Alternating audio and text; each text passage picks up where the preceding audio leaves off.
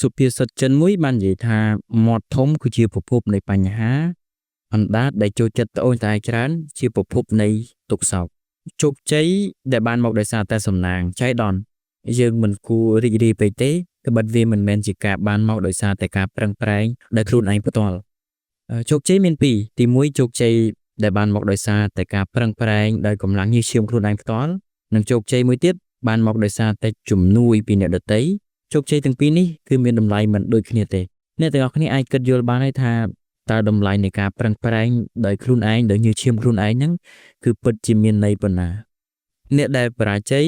ចូលចិត្តរអ៊ូរទាំច្រើនតែបើកលេចទៅមើលការប្រឹងប្រែងធ្វើសកម្មភាពរបស់ពួកគេគឺតិចតួចបំផុតឬក៏គ្មានសោះវិបត្តិរបស់អ្នកសិក្សារៀនសូត្រគឺរៀនទ្រឹស្ដីច្រើនពេកតែសកម្មភាពជាក់ស្ដែងចេញមកហ្នឹងគឺរកគ្មានមនុស្សយើងមានអ្នកខ្លះចូលចិត្តធ្វើតែមិនសូវចូលចិត្តនិយាយហើយអ្នកខ្លះទៀតចូលចិត្តនិយាយតែមិនសូវចូលចិត្តធ្វើ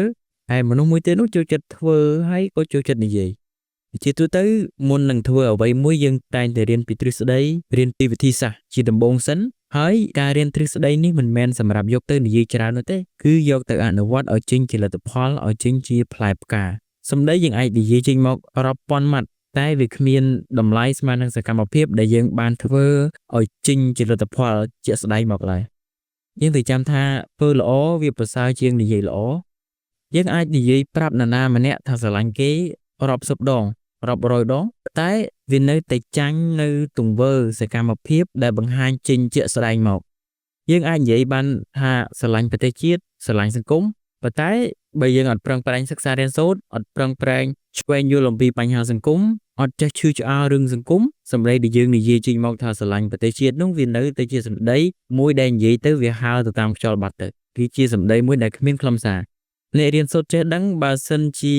រកមិនឃើញតម្លៃរកមិនឃើញគុណសម្បត្តិនៃចំណេះដឹងទេគឺឲ្យតម្លៃត្រឹមតែសបកក្រៅទេត្បិតការសិក្សាជាដំបូងបំផុតគឺយើងត្រូវអប់រំចិត្តខ្លួនឯងជាមុនសិនយើងត្រូវវឹកហាត់ចិត្តខ្លួនឯងជាមុនសិនត្បិតកាលណាបើសិនជាខ្វះការអប់រំវឹកហាត់ចិត្តខ្លួនឯងបណ្ដុះនៅគុណធម៌នៅក្នុងចិត្តខ្លួនឯងទេម្លោះចំណេះដឹងបូករួមទៅនឹងចិត្តមួយដែលខ្វះការអប់រំវានឹងคล้ายទៅជាចំណេះដឹងបូករួមជាមួយនឹងចិត្តអាក្រក់ហើយនឹងคล้ายទៅជាមនុស្សអាក្រក់នឹងคล้ายជាគ្រោះភ័យនៅក្នុងសង្គមប៉ុន្តែបើសិនបើយើងបានអប់រំចិត្តវឹកហាត់ចិត្តខ្លួនឯងបណ្ដុះចិត្តខ្លួនឯងហ្នឹងឲ្យរួមផ្សំជាមួយនឹងគុណធម៌អញ្ចឹងចិត្តល្អបូករួមផ្សំទៅនឹងចំណេះដឹងវិជ្ជា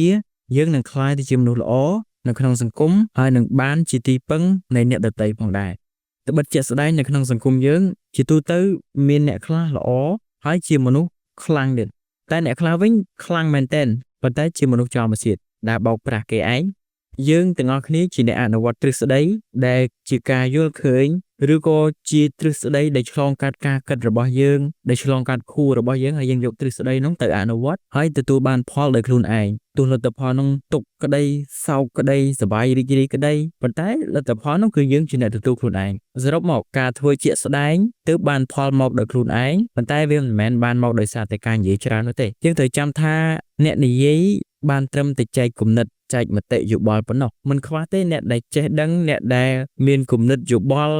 អ្នកដែលមានទ្រឹស្ដីប៉ុន្តែអ្វីដែលខ្វះនោះគឺអ្នកដែលយកគំនិតទ្រឹស្ដីយោបល់នោះទៅអនុវត្តឲ្យចេញជាលទ្ធផលឲ្យចេញជាផ្លែផ្កាមកយើងនៅវ័យក្មេងមានអ្វីក្រៅតែពីការប្រឹងប្រែងរៀនសូត្រប្រឹងអានប្រឹងរៀនឲ្យចេះច្បាស់លាស់ជៀសវាងការចំណាយពេលឥតប្រយោជន៍ការខ្ជិះខ្ជាយពេលវេលាហើយគោលដៅនៃការរៀនសូត្រនឹងគឺយកចំណេះដឹងទៅអនុវត្តនៅក្នុងសង្គមនឹងឲ្យចេញជាលទ្ធផលឲ្យចេញជាផ្លែផ្កាទីមួយគឺដើម្បីខ្លួនឯងនិងគ្រួសារនិងសង្គម